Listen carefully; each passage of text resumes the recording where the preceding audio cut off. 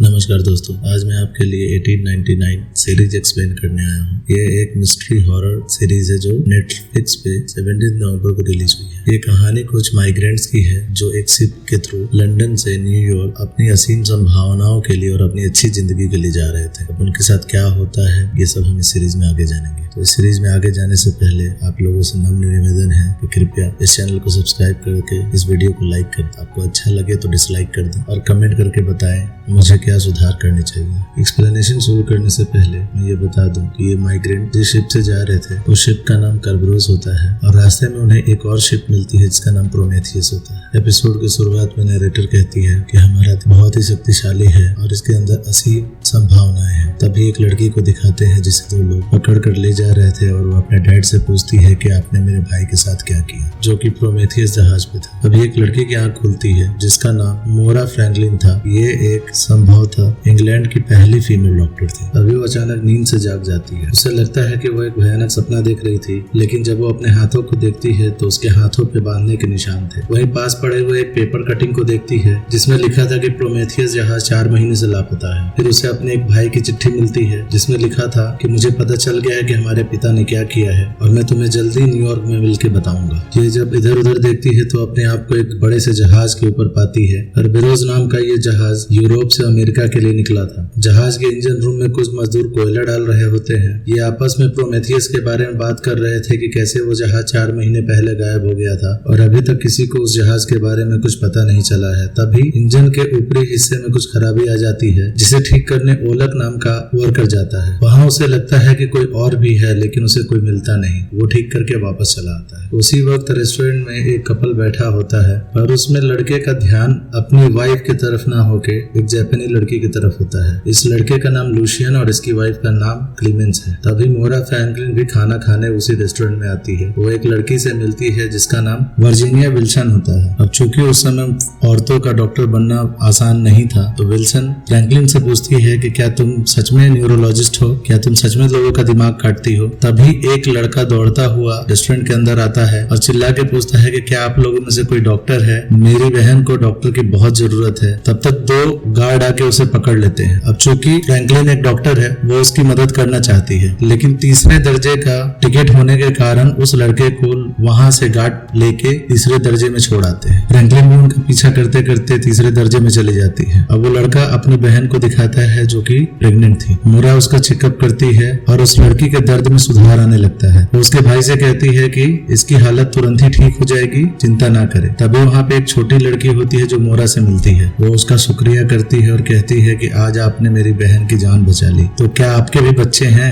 इसमें मोरा कहती है कि वो कभी माँ नहीं बन सकती और इतना कह के वो दुखों के सागर में खो जाती है जिससे उसका दम वहाँ घुटने लगता है। वो बाहर आती है और अपने आप को संभालती हुई चारों तरफ देखते हुए लंबी लंबी सांसें लेती। तभी एक ब्लैक आदमी को दिखाते हैं जो किसी कमरे में जाके कुछ कपड़े चुराता है। इधर लूसियन और क्लीमेंस सेक्स करने की कोशिश कर रहे होते हैं, लेकिन उन लोगों का एक दूसरे के प्रति इतना लगाव नहीं था जिसके चलते वो दोनों एक दूसरे से उखड़े उखड़े लग रहे थे। इधर मोरा फ्रैंकलिन के पास जहाज का कैप्टन आता है जिसका नाम लार्सन है। वो मोरा से कहता है कि फर्स्ट क्लास के यात्रियों को थर्ड क्लास में आने की अनुमति नहीं है। तभी 2 व्यक्ति आते हैं और कैप्टन को ये सूचना देते हैं कि 20 मिनट से हमें कहीं से लगातार सिग्नल आ रहे हैं और हो ना हो ये सिग्नल प्रोमेथियस जहाज से आ रहे हैं। कोई ना कोई वहाँ पे जीवित बचा है जो लगातार हमें ये सिग्नल भेज रहा है। ये बात सुनते ही शिप का कैप्टन सीधे अपने केबिन में आ जाता है। वहां से आ रहे सिग्नल को वो डिकोड करता है और डिकोड करने के बाद उसके दिमाग में ये बात चल रही होती है कि अगर प्रोमेथियस जहाज खो गया था तो उसे उत्तर दिशा में होना चाहिए था, लेकिन वो हमारी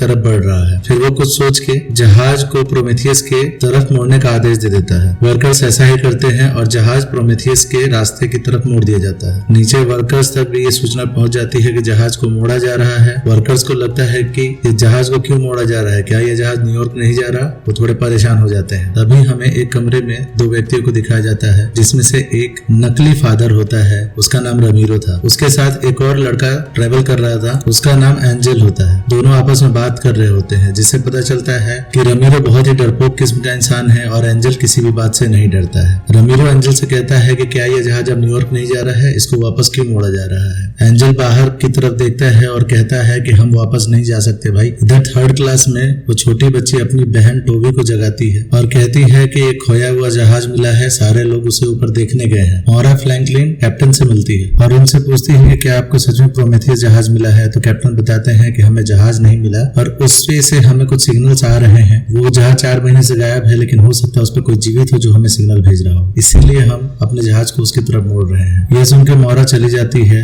लेकिन उसके जाने के बाद कैप्टन एक लेटर निकालता है। ये लेटर ठीक वैसा ही होता है जैसा मोरा के पास था। इसके ठीक 1 घंटे के बाद कैप्टन सभी को डाइनिंग रूम में बुलाता है और उनसे बताता है कि हमें एक सिग्नल मिला है जो हो सकता है कि प्रोमेथियस जहाज का हो, इसीलिए हम उसकी तरफ जा रहे हैं। तो लोग कहने लगते हैं कि हमने रास्ता क्यों बदला है। तो वो कैप्टन कहता है कि उस जहाज पे 1432 लोग थे, हो सकता है उसमें कोई जीवित हो और अगर हम उनके पास पहुंच जाएं तो हम उसमें से कुछ को बचा सकते हैं। और ये कह के वो चला जाता है। तभी जेरोम नाम का एक वर्कर को दिखाया जाता है जिसने वहां से कपड़े चुराए थे। वह एक तरह से शिप पे छिपके रह रहा था। वो ओलेग से मिलता है। ओलेग वहां पे खाना खा रहा था, वो उसके साथ खाना खाने लगता है। तभी शिप का कैप्टन मोरा से मिलने आता है। वो मोरा से पूछता है कि वो खाना क्यों नहीं खाने गई हुई थी। तो मोरा इसका सीधा सीधी जवाब न देके प्रोमेथियस के बारे में बात करने लगती है। वो पूछती है कि प्रोमेथियस में क्या हुआ होगा, जिसका शिप के कैप्टन के पास जवाब नहीं होता। तभी उन्हें दूर प्रोमेथियस दिखने लगता है। रात होते होते वो प्रोमेथियस के नजदीक पहुंच जाते हैं। फिर फर्स्टमैन एक फ्लेयर गन चलाता है ताकि उस फ्लेयर गन को देख के अगर कोई प्रोमेथियस में जिंदा हो वो आके कुछ इशारा करे। तभी कुछ लोग फिर से कैप्टन को सलाह देते हैं कि हमें वापस लौट जाना चाहिए और जाके कंपनी को हमें प्रोमेथियस के बारे में बताना चाहिए। इस पर कैप्टन कहता है कि वो प्रोमेथियस पे जाएगा। तो मोरा कहती है कि मैं भी जाऊंगी। तो दोनों जाने के लिए तैयार हो जाते हैं। कैप्टन जाते वक्त रमीरो को भी ले लेता है। उसके बाद जैसे ही वो छोटे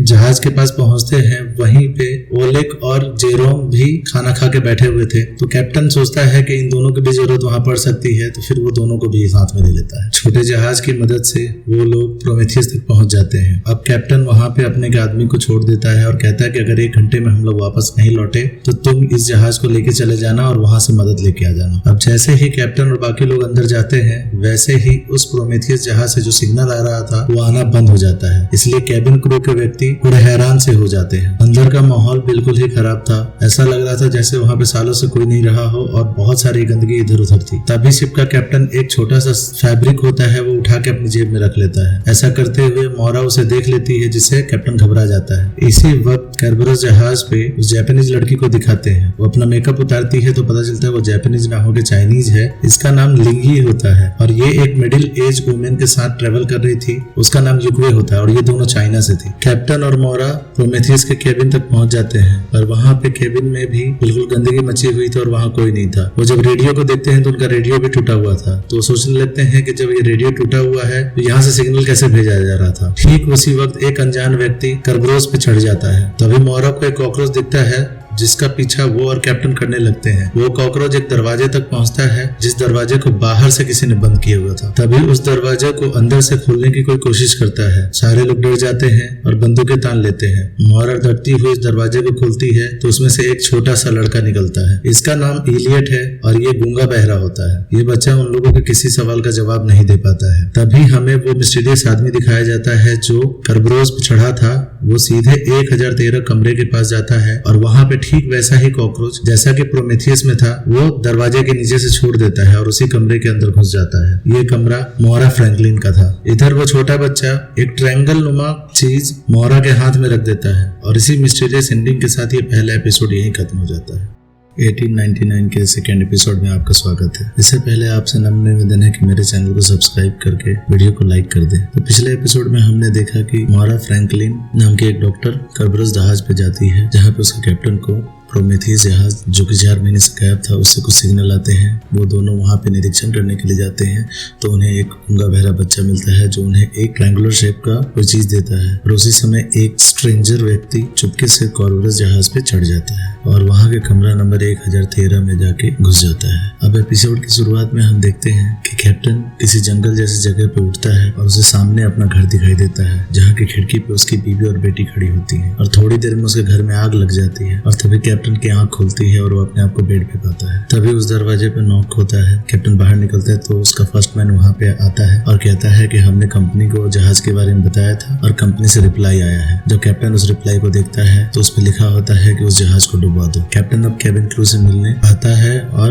केबिन क्रू वाले बताते हैं कि हमारा नेविगेशन सिस्टम खराब हो गया है और शायद हम लोग यहाँ पे खो गए हैं। इधर वो छोटा बच्चा जो हमें प्रोमेथियस जहाज में मिला था वो बेड पे सो रहा था। उसकी देखभाल मोरा फ्रैंकलिन कर रही थी और मोरा फ्रैंकलिन उस बच्चे के कपड़ों को चेक करती है तो उसमें से एक रिंग मिलती है। इधर ओलेग भी अपने काम पे लग गया था। तभी सारे वर्कर आके उससे पूछते हैं कि तुम जब उस जहाज पे गए थे तो वहाँ क्या देखा था और वहाँ सिर्फ एक ही बच्चा क्यों मिला और बाकी जितने भी पैसेंजर्स हैं उनमें किसी का लाश तक क्यों नहीं मिली। तभी वहाँ पे कैप्टन आ जाता है। वो ओलेग को अपने पास बुलाता है और उसे प्यार से कहता है कि पता करो कि इस जहाज में कितना कोयला बचा है और इस बात का पता किसी और वर्कर को नहीं लगना चाहिए। इधर कैप्टन मोरा के पास मिलने आता है और उससे कहता है कि उसने प्रोमेथियस जहाज पे कुछ अलग तरह की चीजें सुनी और समझी हैं। अब सीन शिफ्ट होता है और हमें थर्ड क्लास के पैसेंजर दिखाए जाते हैं जो इस बातों से बहुत डर गए थे। अब उनके पास कुछ और करने के लिए नहीं था तो सिर्फ प्रार्थना करते हैं ताकि उन्हें कुछ ना हो। इधर मोरा को गैलरी में वो अजनबी लड़का जो कि रात को इस जहाज पे चढ़ गया था वो मिलता है। वो मोरा से कहता है कि उसका नाम डैनियल है और वो उसके बगल वाले कमरे में रहता है। इस पे मोरा कहती है कि क्या हम पहले मिले हुए हैं क्योंकि तुम्हारा चेहरा मुझे जाना पहचाना लग रहा है, जिसपे वो लड़का मना कर देता है। इधर थर्ड क्लास में वो छोटी बच्ची अपने भाई के बालों में शैम्पू कर रही होती है और उसे अपने बातों से पका रही होती है। तभी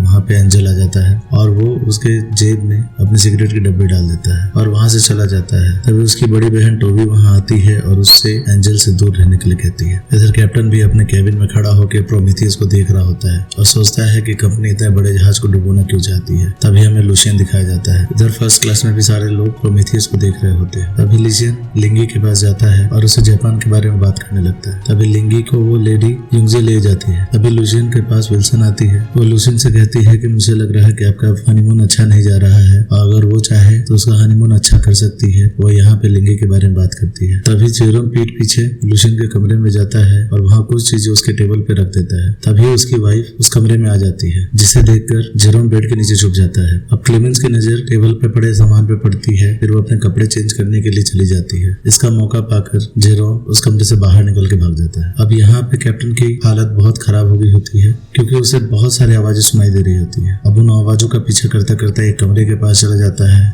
जिसे खोल के वो देखता है तो उसके अंदर उसकी पत्नी और उसकी बेटी। अब कैप्टन को वहाँ देख के उसकी पत्नी उससे कहती है कि आप लेट हो गए हो, मैं आपके लिए खाना लगा देती। तभी कैप्टन अपनी बेटी नीना के पास जाता है और उससे पूछता है कि क्या ये सब कुछ सच है। ये कुछ सच नहीं है। तभी नीना में आग लग जाती है और वो पूरा कमरा जलने लगता है और एक बड़ा धमाका होता है। तभी कैप्टन अपने आप को किसी जगह पे पड़ा हुआ पाता है। जब कैप्टन उठता है तो उसके सामने वही कॉकरोच जैसा कीड़ा दिखता है। वो भट्टी की तरफ चला जाता है और ऊपर चढ़ने लगता है। कैप्टन भी उसके पीछे पीछे ऊपर आता है तो वो सीधे अपने कमरे में आ जाता है। अब कैप्टन भी हैरान था कि वो अपने कमरे में कैसे चला आया। इधर मोरा उस बच्चे से बात करने की कोशिश कर रही होती है लेकिन वो बच्चा कुछ नहीं बोल रहा था। मोरा अपने बचपन की बात बताती है ताकि वो बच्चा उसके साथ फ्री फील कर सके लेकिन वो कुछ भी नहीं बताता। तभी मोरा को उसकी गर्दन पे एक उल्टे ट्रायंगल का निशान दिखता है। मोरा जब उसे देख रही होती है तभी बच्चा उसका हाथ पकड़ लेता है और मोरा को चुप रहने का इशारा करता है। तभी कैप्टन वहाँ आता है और उस बच्चे को उठा लेता है। तभी मोरा कैप्टन को शांत करती है और उसे बच्चे से दूर होने के लिए कहती है। कैप्टन बार बार उस बच्चे से ये पूछ रहा था कि वहाँ पे क्या हुआ था, तुम वहाँ पे अकेले कैसे बचे और बाकी वहाँ के पैसेंजर कहाँ गए। मोरा कैप्टन को शांत करती है और उसे दूर जाने के लिए कहती है। तभी डैनियल वहाँ बाहर से आता है और उस बच्चे को देखा है। बच्चा भी उसे देखता है और ऐसा लगता है जैसे दोनों एक दूसरे को जानते हो। लेकिन बिना कुछ कहे डैनियल वहाँ से चला जाता है और बच्चा भी वहाँ से शांत हो जाता है। क्लेमेंस गैलरी में खड़े होकर समंदर को देख रही होती है। तभी वहाँ जेरोम आ जाता है। क्लेमेंस उसको वर्कर समझती है तो जेरोम अपना नाम उसे बताता है।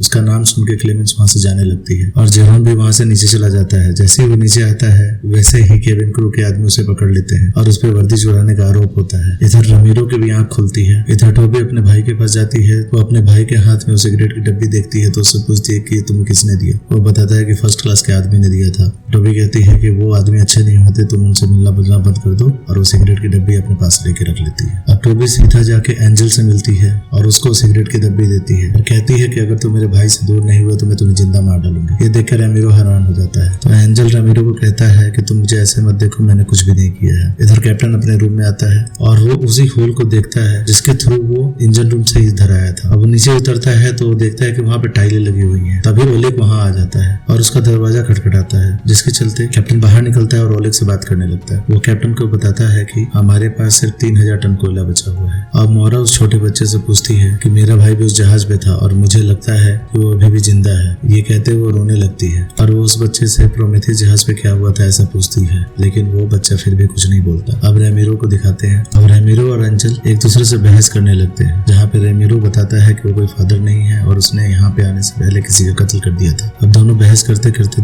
एक दूसरे को किस करने लगते हैं, यानी ये दोनों के कपल होते हैं। तभी डेनियल को दिखाते हैं, वो कॉकरोच जैसा कीड़ा वो जहाज के गैलरी में छोड़ देता है। ये कॉकरोच उस छोटी बच्ची के पास जाता है और उसे लेके ऊपर आ जाता है। एडा भी उसके पीछे पीछे ऊपर आ जाती है, जहाँ पे डेनियल उससे माफी मांगता है और उसको मार डालता है। उसी समय कैप्टन डिनर रूम में सभी लोगों को बुलाता है और उनसे कहता है कि मैं जहाज को न्यूयॉर्क लेके नहीं जा रहा हूँ, इसे मैं वापस यूरोप लेके जाऊंगा। और कैप्टन ये भी कहता है कि वो प्रोमेथियस जहाज को भी यहाँ से लेके जाएगा। और लोग भड़क जाते हैं कि वो इस खाली जहाज को क्यों लेके जा रहा है, जहाँ पे हमें की डेड बॉडी तक नहीं मिली। वो उस जहाज को श्रापित मान रहे थे, और कैप्टन किसी की भी नहीं सुनता और अपना फैसला सुना के वहाँ चला जाता है। इधर मोरा कैप्टन से मिलने आती है। वह मोरा से कहता है कि कंपनी कोई बात है जो प्रोमेथियस के बारे में जानती है और वो हमसे छुपा रही है, और वो वही लेटर जो उसके पास था वो मोरा को दे देता है। वह मोरा से कहता है कि कोई चाहता है कि मैं इस जहाज को, मुझे अपनी फैमिली के विजन्स आ रहे हैं, मुझे अपनी फैमिली दिखाई दे रही है, मुझे लग रहा है कि वो आगे बढ़ रहे हैं लेकिन मैं पीछे जा रहा हूँ, इसीलिए मुझे इस जहाज को पीछे मोड़ना ही पड़ेगा। इतना कह के वो यहाँ से चला जाता है और मोरा नीचे अपने कमरे की तरफ जाती है, जहाँ रास्ते में उसे डेनियल दिखता है। डेनियल उससे बोलता है कि जहाज को पीछे मोड़ने का फैसला बिल्कुल गलत है। अब प्रोमेथियस को कर्बरोस के साथ जोड़ दिया जाता है और कर्बरोस वापस यूरोप की तरफ घूम जाती है। यही डेक के ऊपर फर्स्ट मैन और उसके कुछ साथी आपस में डिस्कस करते हैं कि कैप्टन को इस जहाज को यहीं पे डुबो देना चाहिए था, हम इस जहाज को लेके नहीं जा सकते हैं। तभी सेबेस्टियन उसमें कहता है कि मेरे पास एक और आइडिया है। तभी एक क्रू मेंबर को एडा की डेड बॉडी मिलती है और तभी केबिन के अंदर प्रोमेथियस जहाज से सिग्नल आने शुरू हो जाते हैं। उसी समय मोरा अपने लॉकेट को देखती है, सारे लोग एडा को देखते हैं और ये एपिसोड यहीं खत्म हो जाता है। आप लोगों से अनुरोध है,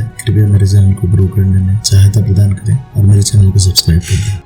नमस्कार दोस्तों, हमारे चैनल पे आपका स्वागत है। आज मैं 1899 सीरीज की थर्ड एपिसोड को एक्सप्लेन करने वाला हूँ। अगर आपने इसके पहले वाले एपिसोड्स नहीं देखे हैं तो इसका लिंक आई बटन या डिस्क्रिप्शन बॉक्स में मिल जाएगा। एपिसोड की शुरुआत में हम देखते हैं कि लिंगी अपने आप को एक बॉक्स में पाती है और वो बॉक्स पानी के अंदर डूबा हुआ रहता है, जिससे उसका दम घुटने लगता है और उसकी आंखें खुल जाती है। वो अपने आप को अपने बेड पे पाती है। वो उठ के अपने कपड़े पहनती है और सीधे रेस्टोरेंट हॉल में चली जाती है, जहाँ पे उसके साथ की यूंगी उसी लेडी विल्सन साथ बैठी होती है। अभी विल्सन लिंगी से बोलती है कि नाश्ता करने के बाद तुम सीधे मेरे रूम में आना और लेट मत होना, और कह के विल्सन वहां से चली जाती है। अब यूंजे लिंगी को बोलती है कि हमें इस जहाज पे नहीं आना चाहिए था और हमने इस जहाज पे आके बहुत बड़ी गलती कर दी है। इधर डॉक्टर मुरे एडा की बॉडी का ऑटोप्सी कर रहे थे। वो उस बॉडी को चेक करते हैं और चेक करने के बाद कहते हैं कि इसकी मौत एकदम नेचुरल तरीके से हुई है, ऐसा नहीं लगता कि किसी ने इसको मारा होगा। तभी मोरा डॉक्टर से कहती है कि मैं 2 दिन पहले इस लड़की से मिली थी, इस लड़की को किसी तरह की कोई बीमारी नहीं थी, तो ये नेचुरल तरीके से कैसे मर सकती है।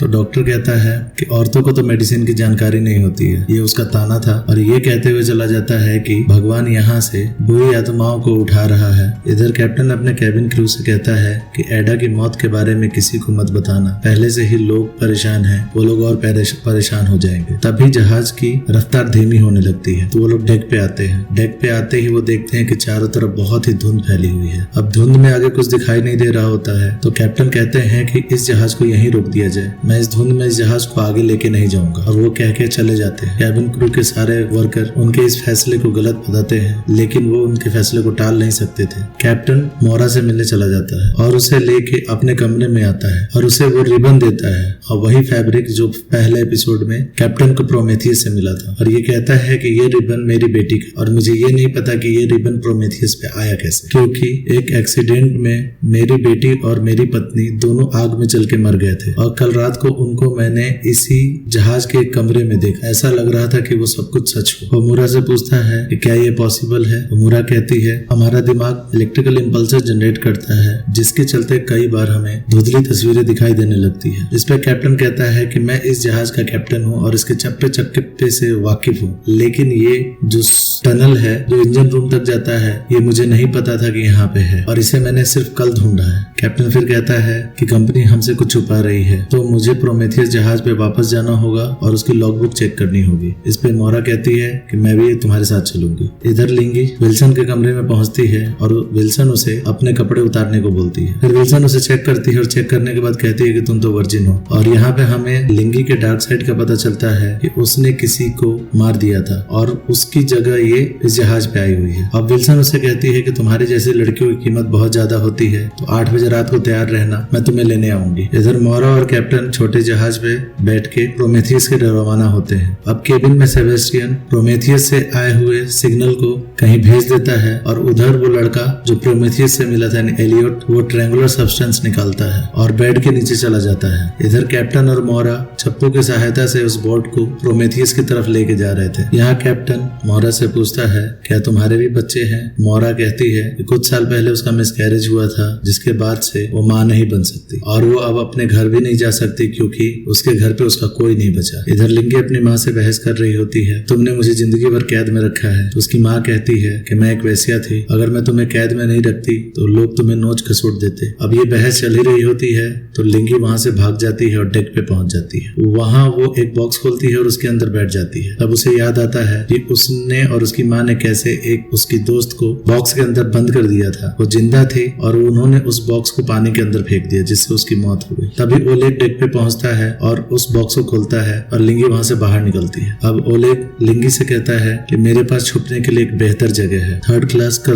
सीन दिखाया जाता है। यहाँ पे सारे लोग परेशान थे कि एडा कहाँ चली गई है। तभी वहाँ पे केविन क्रू का आदमी आता है और टोबे को कहता है कि तुम्हारी बहन मिल गई है तो मेरे साथ चलो। टोबे उसके साथ जाती है जहाँ पे वो उसे एडा की डेड बॉडी दिखाता है। टोबे कुछ नहीं बोलती, वो एडा को अपनी गोद में उठाती है और अपने थर्ड क्लास की तरफ जाने लगती है। इधर उसके भाई को दिखाते हैं, वो एक जगह बैठा था जहाँ पे एंजल आता है। अब चूंकि एंजल एक गे था तो उसे इस पे क्रश था, वो उसके बेहद करीब आना चाहता था। इधर कैप्टन और मोरा कैबिन के अंदर पहुंच जाते हैं जहाँ उन्हें कुछ नहीं मिलता तो वो वहाँ के कैप्टन के रूम में जाते हैं जहाँ ठीक उन्हें वैसे ही सुरंग मिलती है जैसी कैरब्रोस पे थी। मोरा सुरंग से नीचे जाने लगती है ताकि कुछ चेक कर सके। इधर वो बच्चा बेड के नीचे से निकलता है और वो ट्रायंगुलर चीज को टेबल पे रखता है। तभी डैनियल उस कमरे में आ जाता है और उससे पूछता है क्या तुम्हें वो चीज मिली जिसमें बच्चा नाम में सर हिलाता है। इधर ओलेग लिंगी को लेके उसी जगह आता है जहाँ पे वो छुपा रहता था और बैठ के खाना खाता था। वो बोलता है कि मैं तुम्हारे लिए खाना लेके आता हूँ। वो जैसे ही बाहर जाता है लिंगी के सामने एक धुंध आता है और उसे अपने पुराने पास्ट की चीजें याद आती है जहाँ पे वो अपने दोस्त के साथ थी। अब ये अपने दोस्त की जगह इस जहाज पे आना चाहती थी जिसके लिए वो उसके चाय में कुछ मिला देती है जिससे उसकी मौत हो गई थी। तभी ओलेग खाना लेके आ जाता है। लिंगी उसके गले लग जाती है और बोलती है कि मैं कोई जापानीज नहीं हूँ, मैंने तुमसे झूठ बोला है। इधर क्रेस्टर जब थर्ड क्लास में आता है तो अपनी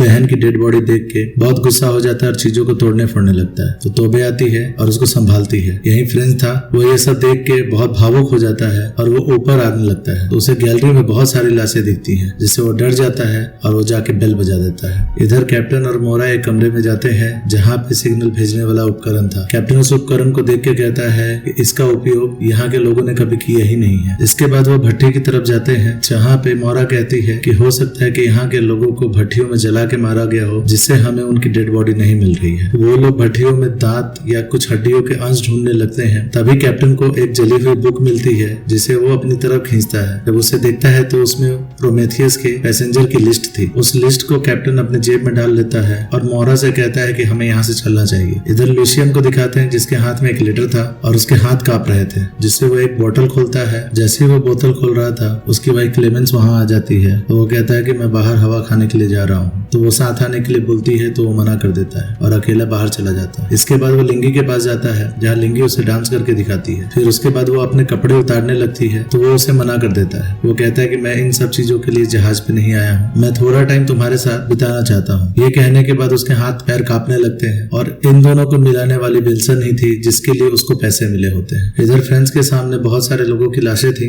अब यहाँ पे रहस्यमय तरीके से लोग मरने लगे थे तो फ्रेंच को गुस्सा आ जाता है और वो अपने कुछ साथियों को लेके कैप्टन के खिलाफ बगावत कर देता है और अपना साथ देने के लिए वो थर्ड क्लास में जाता है और वहाँ के लोगों को कैप्टन के खिलाफ भड़काना शुरू कर देता है जिसमें ओलेग उसका साथ नहीं देता। तो वो ओलेग को ले जाके एक कमरे में बंद करता है जहाँ पे जेरोम पहले से ही बंद था। इधर कैप्टन और मोरा वापस आ चुके होते हैं। तो कैप्टन मोरा से कहता है कि हम प्रोमेथियस पे गए थे, इसका जिक्र तुम किसी से मत करना। इधर रमीरो एंजल के पास आता है। एंजल रमीरो से कहता है कि लोग कैप्टन के खिलाफ बगावत करने वाले हैं। तो रमीरो कहता है कि तुम क्रेस्टर से क्यों मिल रहे हो। उसे ये पसंद नहीं था कि वो क्रेस्टर से मिले। फिर वो कहता है कि मैं तुम्हारा किया हुआ यहाँ भुगत रहा हूँ, तुम्हारी वजह से मैंने एक आदमी को मार दिया और आज मैं उसके कपड़े पहन के यहाँ बैठा हूँ। इतना कह के रमीरो कैप्टन से मिलने चला जाता है। यहाँ कैप्टन पैसेंजर लिस्ट चेक कर रहा होता है। जब वो पैसेंजर लिस्ट को खोलता है तो कैप्टन का नाम उसी का नाम होता है और उस पैसेंजर लिस्ट में मोरा फ्रैंकलिन का भी नाम होता है और रूम नंबर भी सेम होता है जिसे देखकर वो बहुत ही हैरान रहता है। तभी रमीरो वहाँ पे आके दस्तक देता है। कैप्टन दरवाजा दरवाजा खुलता है। रेमिरो बताता है कि यहाँ पे आपके खिलाफ बगावत शुरू हो गई है। जब तक रेमिरो उसे ये बताता तब तक वहाँ पे सारे लोग आ जाते हैं और कैप्टन को बंदूक दिखा के कहते हैं कि जहाज को न्यूयॉर्क की तरफ मोड़ दिया जाए। इधर डैनियल अपने कमरे में आता है और अपनी जेब से एक डिवाइस निकालता है और उस डिवाइस की मदद से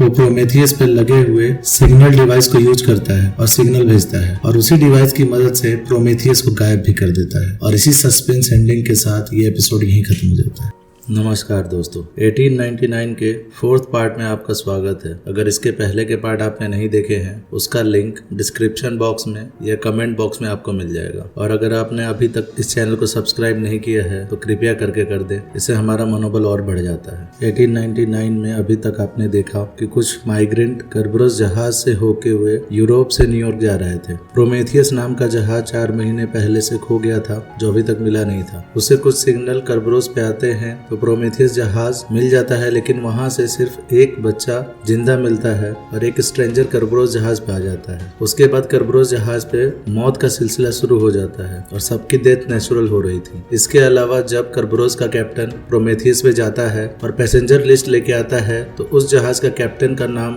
भी उसका ही था और उसके सारे पैसेंजर्स कर्बरोस वाले ही थे। और इसी तरह से स्ट्रेंजर डैनियल जो प्रोमेथियस से कर्बरोस पे आया था उसके पास एक ऐसी डिवाइस थी जिसके थ्रू वो सिग्नल भेज रहा था और वो उसी डिवाइस के थ्रू प्रोमेथियस को गायब कर देता है। इसी सस्पेंड एंडिंग के साथ सेकंड एपिसोड खत्म हुआ था। अब आगे की कहानी शुरू करते हैं। एपिसोड के स्टार्टिंग में एक रेगिस्तान दिखाया जाता है जहाँ पे बहुत बड़ी फाइट हो रही थी। लूसियन और जेरोम उस फाइट का हिस्सा थे और उसी फाइट में लूसियन और जेरोम मिलके अपोजिट साइड के लेफ्टिनेंट को मार देते हैं। अब लूसियन उसके कपड़े निकाल के खुद लेफ्टिनेंट बन के जाना चाहता था, जिसपे जेरोम उसको मना करता है तो दोनों में हाथापाई हो जाती है। तो लूसियन अपने रिवॉल्वर की बट से मार के जेरोम को बेहोश कर देता है और तभी जेरोम की आंखें खुल जाती हैं। फ्रांज ने यहाँ पे कैप्टन को बंदी बना लिया था और फ्रांज ने पूरी कमान संभाल ली थी। फ्रांज नीचे जाता है और जेरोम और ओलेग को ऊपर लेके आता है जहाँ डेक पे लाशों का ढेर लगा हुआ था। फ्रांज ओलेग और जेरोम को उन लाशों को समंदर में फेंक देने के लिए कहता है। दोनों काम में लग जाते हैं। अब फ्रांज सारे यात्रियों को ऑर्डर देता है कि वो अपने कमरे में ही रहे, बाहर ना निकले। मोहरा फ्रैंकलिन उस बच्चे से मिलती है और उससे कहती है कि मैं वापस आऊंगी, तुम यहाँ से कहीं बाहर मत जाना। इधर फ्रांज सेबेस्टियन के साथ कैबिन के अंदर डिस्कस कर रहा था कि ऐसा क्या हो रहा है और ये प्रोमेथियस कहाँ गायब हो गया। तो सेबेस्टियन कुछ गन्ना करता है और बोलता है गायब प्रोमेथियस नहीं हुआ है, गायब हम हो गए हैं। हम ईस्ट की तरफ जा रहे थे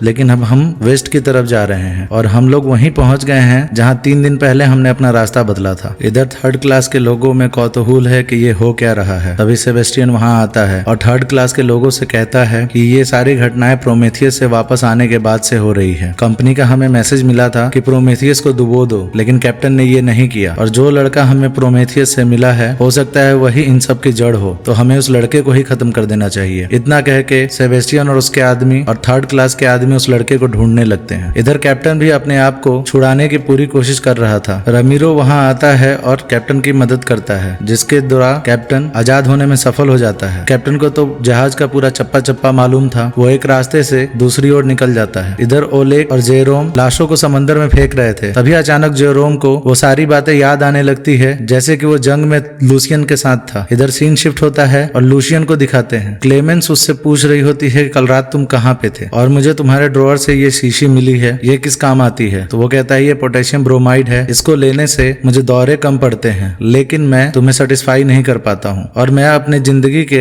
आखिरी पलों को जी रहा हूँ क्योंकि मैं मरने वाला हूँ। इतना कह के लूसियन ड्रॉअर खोलता है तो उसे वो बैच मिलता है, जिसे देख के वो आग बबूला हो जाता है और क्लेमेंस से पूछता है ये बैच यहाँ कैसे आया। तो क्लेमेंस कहती है कि मुझे नहीं पता और सीन यहाँ से शिफ्ट हो जाता है। इधर 3rd क्लास के लोग मोहरा फ्रैंकलिन के रूम नंबर 1101 के बाहर आ जाते हैं। तभी कैबिन क्रू के लोग मोहरा को पकड़ के लेके आते हैं। अब क्रेस्टर मोहरा की तलाशी लेता है और उसके रूम की चाबी उसे मिल जाती है। जब वो दरवाजा खोलते हैं तो वहाँ लड़का नहीं होता। तो क्रेस्टर की माँ मोहरा से पूछती है कि वो लड़का कहाँ गया। इस पे मोहरा कहती है कि मुझे नहीं पता। अब पूरे रूम में वो लोग ढूंढ के वहां से बाकी जगहों पे ढूंढने के लिए चले जाते हैं और जाते जाते वो मोहरा को उसी रूम में ब्लॉक कर देते हैं। इधर मोहरा भी परेशान थी कि वो लड़का गया कहाँ। वो एलियट को आवाज देती है, तभी वहां पे कुछ आवाजें आने लगती हैं। तो वो बेड को हटाती है जहाँ पे वैसा ही एक टनल टाइप का था जैसा कैप्टन के कमरे में था। जैसे ही उसको खोलती है तो बच्चा उसके अंदर था जो उसे चुप रहने का इशारा कर रहा था। ये देख के मोरा राहत की सांस लेती है। इधर डैनियल जहाज के उस हिस्से में जाता है जहाँ से रेडियो कंट्रोल होता था और उसके पास जो डिवाइस थी उसके थ्रू वो उस रेडियो को कनेक्ट कर लेता है। इधर ओलेग और जेरोम अपना काम कंप्लीट कर चुके होते हैं तो जेरोम ओलेग से कहता है कि मुझे नीचे जाना है, लेकिन ये आदमी मुझे जाने नहीं देंगे तो तुम इनका ध्यान भटकाओ। ओलेग यही करता है। तभी जेरोम नीचे चला जाता है और वो भागता हुआ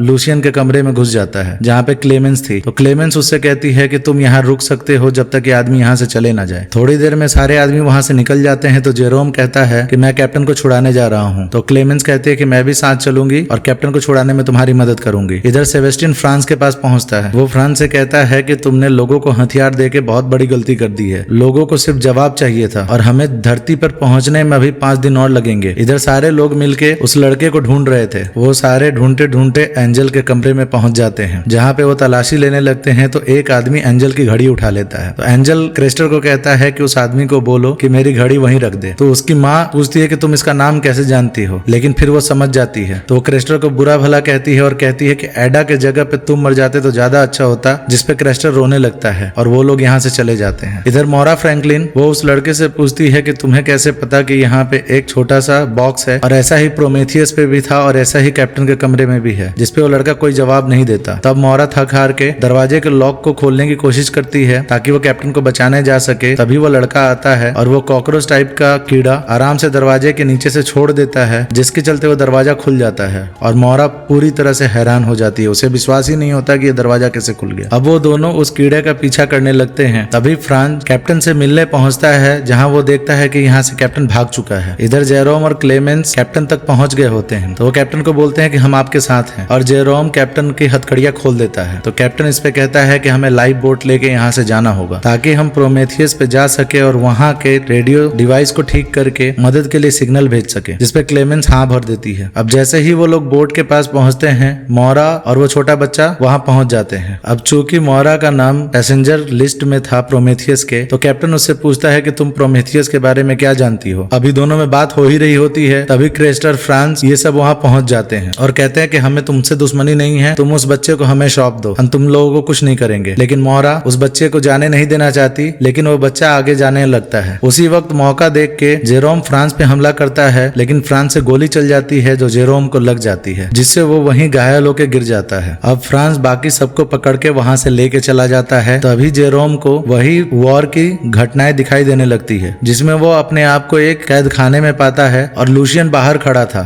जिसने अब लेफ्टिनेंट के कपड़े पहन लिए थे और वो वही बैच जेरोम को देता है और अचानक जेरोम की आंखें खुल जाती है। जाते हुए जेरोम अपनी हथौड़ी उठा लेता है और वो कैप्टन को बचाने के इरादे से बाकी फर्स्ट क्लास के यात्रियों से मिलता है और कहता है कि फ्रांस और उसके लोग पागल हो चुके हैं, वो उस बच्चे को मारना चाहते हैं। जेरोम की इन बातों से एक और दल तैयार हो जाता है जो कैप्टन के साथ था और दूसरा दल जो कैप्टन के खिलाफ था यानी फ्रांस के साथ था, वो लोग उस बच्चे को लेके डेक पे पहुंच जाते हैं जहाँ पे कैप्टन मोरा सबको ही थे। अब क्रेस्टर की माँ उस बच्चे को पानी में फेंक देना चाहती है। तभी वहाँ पे दूसरा दल वहाँ पहुंच जाता है और दोनों में भीषण लड़ाई होने लगती है। इसी बीच में मोरा देखती है कि वो बच्चा शांति से खड़ा है और उसके बगल में क्रेस्टर की माँ है। क्रेस्टर की माँ उस बच्चे को उठा के पानी में फेंकने वाली होती है। मोरा दौड़ के उसे बचाना चाहती है, लेकिन वो उस बच्चे को पानी में फेंक देती है। तभी डैनियल आता है और मोरा से पूछता है कि वो बच्चा कहाँ गया और मोरा को यहाँ से निकाल के दूसरी जगह ले जाता है। तभी लूशियन वहाँ आता है, उसके हाथ में एक गन होती है। वो देखता है कि जेरोम और क्लेमेंस एक साथ है। वो जेरोम को देख के भौचक्का हो जाता है और वो पूछता है कि तुम यहाँ पे कैसे आ गए। डैनियल मोरा को लेके